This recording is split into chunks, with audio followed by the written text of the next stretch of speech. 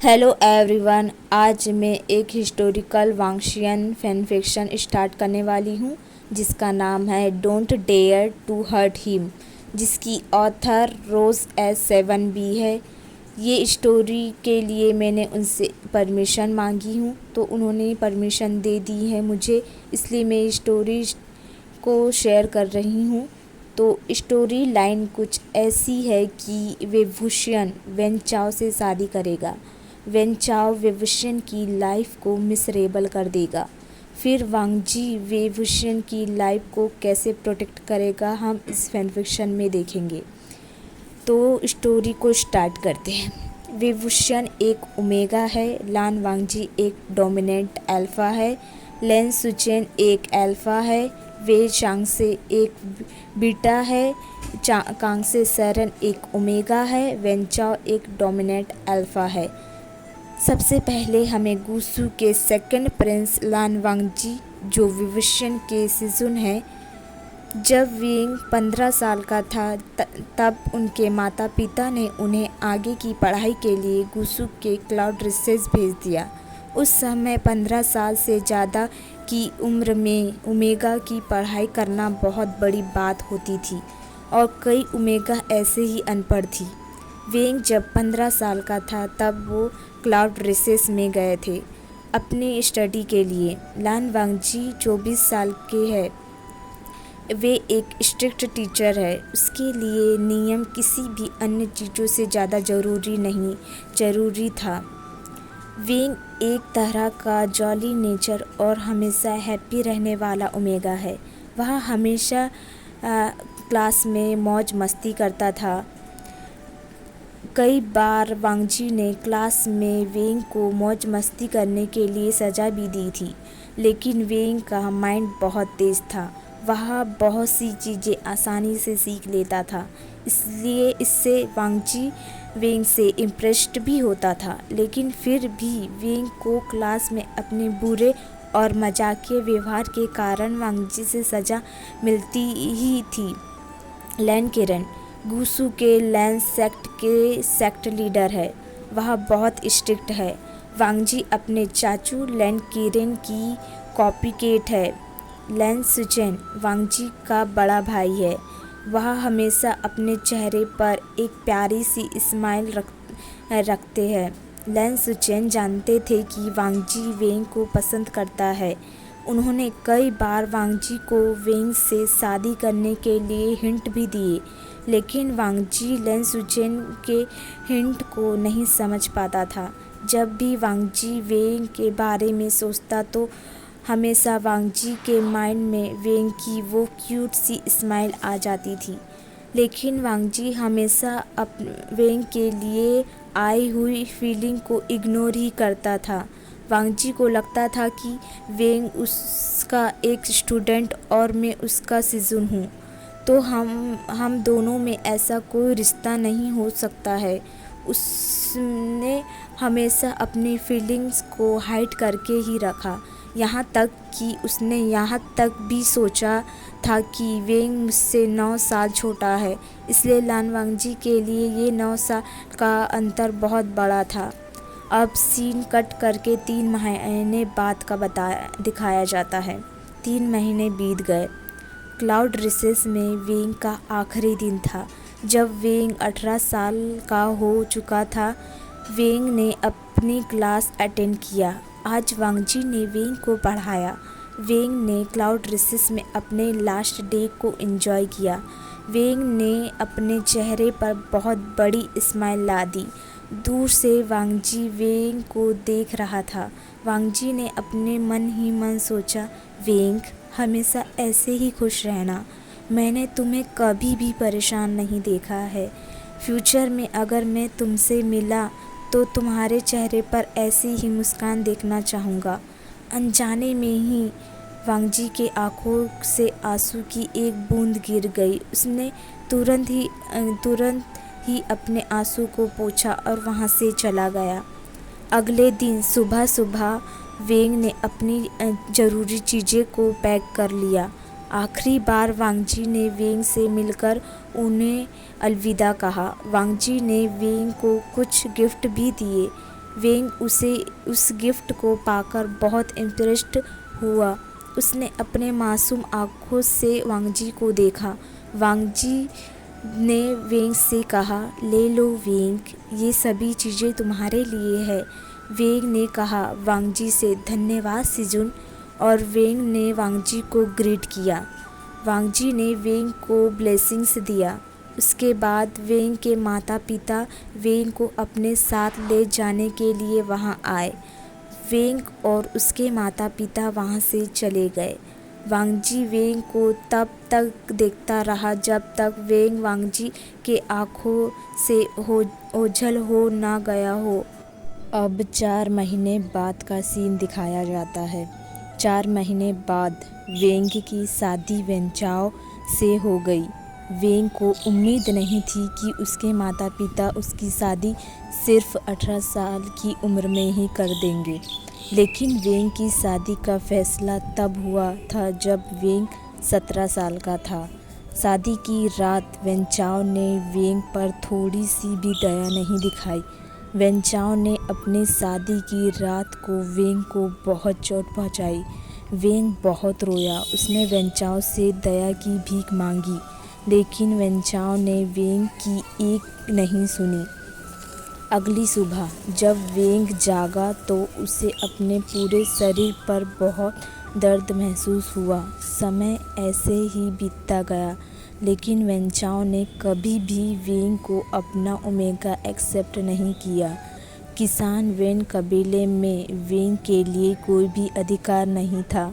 वेंग वहाँ एक कठपुतली की तरह था। उसे पहनने की अनुमति नहीं थी।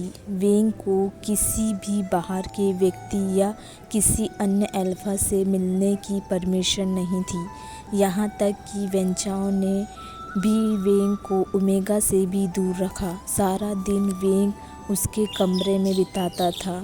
हर रात वेंचाओ वेंग को अपने साथ इंटीमेट होने के लिए मजबूर करता था।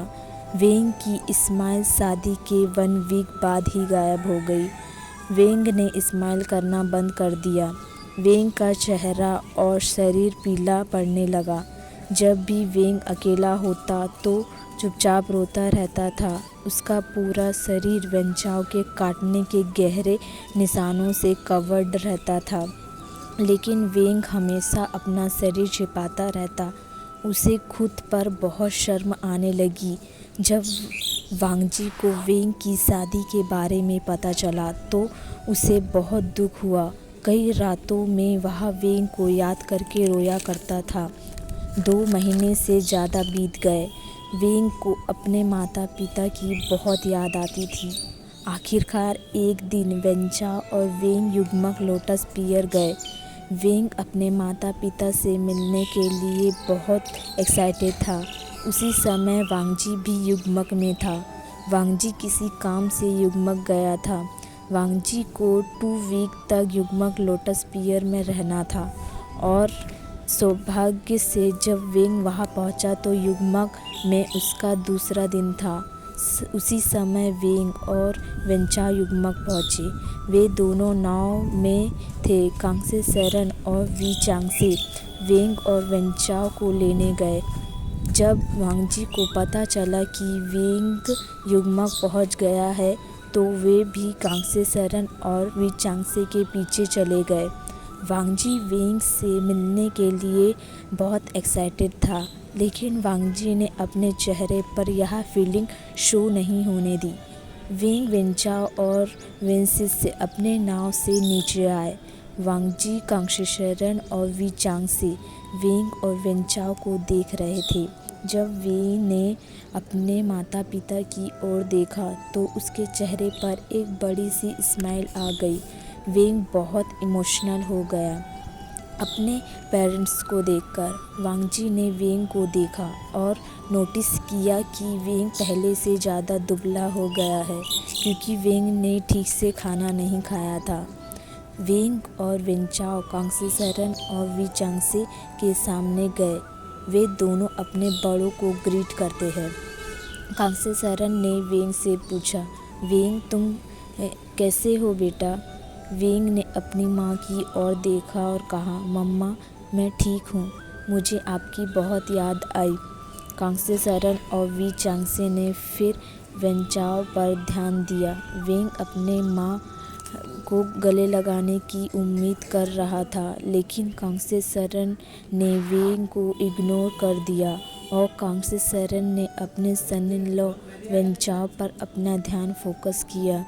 वेंग ये देखकर बहुत अपसेट हो गया, लेकिन वेंग ने अपने चेहरे पर यहाँ पर एक फोर्स स्माइल ला दी। कांग्से सरन ने वेंचाओ से कहा, वेंचाओ सन इन लॉ, आप कैसे हो? क्या आप ठीक हो? क्या वेंग आपको खुश करता है? मुझे पता है कि वेंग शरारती है, लेकिन समय के साथ वह अच्छा बिहेव करेगा। वेंचाओ ने कांग्से सरन से कहा, हाँ माँ, मैं ठीक हूँ, और रही वेंग की बात तो वो मुझे खुश करता है। वेंचाओ ने वेंग को देखा और एक डेविल स्माइल किया। वेंग का शरीर कांपने लगा जब वह वेंचाओ की स्माइल को देखता है तो। वेंग ने अपने मन में सोचा और अपनी माँ कांग्से सरन को देखा जो वेंचाओ से बात कर रही थी। माँ, आपने मुझसे यह नहीं पूछा कि वेंचाओ मुझे खुश रखता भी है या नहीं, लेकिन आपने वेंचाओ से पूछा कि मैं उसे खुश रखता हूँ या नहीं। आपने मुझे गले भी नहीं लगाया। वेंग यह सोचकर सैड हो गया। उसके बाद वी चांगसे ने भी वेंग से ज़्यादा वेंचाओ पर फोकस किया। वे दोनों अपने बेटे वेंग से ज़्यादा वेंचाओ का ख्याल रख रहे हैं। वेंग ये देखकर 2 कदम पीछे हट गया, लेकिन उसके माता पिता ने वेंग पर कोई ध्यान नहीं दिया। वेंग परेशान हो गया। उसने नीचे देखा। वेंग अपने माता पिता को देख रहा था जो वेंचाओ से बात कर रहे थे और वेंचाओ से ही उसके हेल्थ के बारे में पूछ रहे थे। वांगजी ने अपने आंसू पोंछे क्योंकि वेंग बहुत हर्ट हुआ जब वेंग के माता पिता ने उस पर कुछ भी फोकस नहीं किया।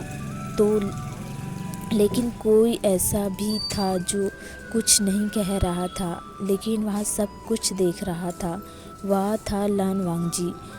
जब वांगजी ने देखा कि वेंग के माता पिता ने वेंग को इग्नोर किया तो उसकी पकड़ अपने विजन पर मजबूत हो गई। वांगजी बहुत गुस्से में था। जब वांगजी ने वेंग की आंखों में आंसू देखा तो उसके दिल में बहुत शार्प पेन हुआ। वांगजी वेंग की हरकतों पर ध्यान दे रहा था। उसके बाद कांग्से सरन और वी चांगसे वेंचाओ को अपने घर ले जाते हैं। वेंग चुपचाप पीछे से उनका पीछा कर रहा था। वांगजी ने अपने मन में सोचा, वेंग के माता पिता वेंग को कैसे नज़रअंदाज कर सकते हैं। फिर वह वेंग के पास गया। वांगजी ने वेंग से कहा, वेंग। वेंग ने वांगजी की ओर देखा। वेंग ने कहा, सिजुन। उसने वांगजी के सामने सिर झुकाया। वेंग ने आगे कहा, तुम यहाँ हो? वांगजी ने जवाब दिया, मैं यहाँ एक ज़रूरी काम से आया हूँ। मैं यहाँ 2 वीक तक रहूँगा। यहाँ युग्मक लोटस पियर में मेरा दूसरा दिन है। वेंग और वांगजी चुप हो गए। वे अपने बड़ों का अनुसरण कर रहे थे। वांगजी ने देखा कि वेंग चुप है, वह कुछ भी नहीं बोल रहा है। वांगजी ने दोनों की चुप्पी को तोड़ा और कहा, तुम कैसे हो वेंग? वेंग ने फेक स्माइल करते हुए वांगजी को जवाब दिया, मैं ठीक हूँ सिजुन। वांगजी ने फिर वेंग से पूछा, तुम्हारी सेहत के बारे में क्या? तुम कमज़ोर दिख रहे हो। तुम्हें क्या हुआ है वेंग? क्या तुम अपनी मैरिड लाइफ में खुश हो? क्या वेंचाओ तुम्हें खुश रखता है? मेरा मतलब है कि वो तुम्हारी इच्छाओं को पूरा करता है या नहीं। अगर तुम्हें कुछ चाहिए होता है तो वेंचाओ तुम्हें वो देता है या नहीं। वेंग की आंखें भर आई। वेंग को ये सब सवाल की उम्मीद अपने माता पिता से थी, लेकिन उसके माता पिता वेंचाओ से बात करने में ही बिजी है। वेंग ने अपने आंसू वाइप किए। वह मुस्कुराया। वेंग ने वांगजी को जवाब दिया, मैं ठीक हूँ शिजुन। जब वेंचाओ ने देखा कि वेंग लान वांगजी से बात कर रहा है तो वह बहुत गुस्सा हो गया, क्योंकि किसान में उसने वेंग को किसी भी अल्फा से मिलने की परमिशन नहीं दी थी। और जब वेंग अल्फा लान वांगजी से बात कर रहा है तो वेंचाओ ने अपने माइंड में सोचा, वेंग, मुझे तुम्हें अच्छे से सबक सिखाने की ज़रूरत है। मेरे प्यारे वेंग, मुझे लगता है कि मैंने तुम्हें बहुत ज़्यादा आज़ादी दे दी है, या फिर तुम अपनी लिमिट्स भूल गए हो। सभी घर के अंदर चले गए। सभी ने वेंचाओ का अच्छे से स्वागत किया, लेकिन वेंग पर किसी ने ज़्यादा ध्यान नहीं दिया। उनके लिए उनकी पहली प्राथमिकता उनका सन इन लॉ वेंचाओ था। वांगजी ने अपने दांत पीस लिए। वेंचाओ वेंग के निकट आया। वेंचाओ ने वेंग से कहा, वेंग, मेरे साथ आओ। मेरे प्यारे ओमेगा, चलो मेरे साथ बैठो। वेंग का शरीर कांपने लगा। उसे समझ आ गया कि उसने गलती की है और वेंचाओ उसे सज़ा देने वाला है। वेंचाओ ने वेंग के हाथ को कस के पकड़ लिया और उसके साथ बैठ गया। वेंचाओ ने अपनी आँखों के कॉर्नर से इधर उधर देखा और फिर उसने वेंग के हाथ को कसकर पकड़ लिया। वेंग ने अपने दांत को क्लिंच कर लिया। उसे अपने हाथ में बहुत दर्द महसूस हुआ। वेंग ने किसी भी तरह की आवाज़ न करने के लिए खुद को कंट्रोल किया। वह चुप रहा। वेंग के माता पिता ने यहाँ देखा कि वेंचाओ वेंग के हाथ को कसकर दबा रहा है। वेंचाओ ने अपने मुंह वेंग के कान के पास रखा और वह मुस्कुराया। वेंचाओ ने मुस्कुराते हुए वेंग के कानों में फुसफुसाया, तुम्हारी हिम्मत कैसे हुई मेरी अनुमति के बिना एक अल्फा से बात करने की? देखो, आज रात बेड पर तुम्हें मैं हर धक्के के साथ तुम्हारे शरीर को तोड़ दूंगा। तो मेरे प्यारे लिटिल ओमेगा, भुगतने के लिए रेडी हो जाओ आज रात को। वेंग के माता पिता ने सोचा कि वेंचाओ वेंग के साथ कुछ पर्सनल बात कर रहा है और वे शर्मा गए। पूरे दिन कांग्से सरन और वी चांगसे ने वेंग पर कम ध्यान दिया और वेंचाओ का ख्याल ज़्यादा रख रहे थे। वेंग अपने माता पिता का फोकस अपनी ओर करने के लिए उनके चारों ओर घूमने लगा, लेकिन उसके माता पिता उसे किनारे कर रहे थे। ओके गाइस, मैं इस पार्ट को देख यहीं रहा एंड था। कर रही हूँ। उसने इसका सोचा सेकंड कि पार्ट चुप जल्दी रहना ही ही आएगा। सही है, क्योंकि यह वेंग, वेंचाओ और वेंग के माता पिता का मैटर है। वह इस बारे में बात नहीं कर सकता है। वेंचाओ के डर के कारण वेंग वांगजी के पास नहीं गया। रात को खाना खाने के बाद वेंग और वेंचाओ अपने कमरे में चले गए।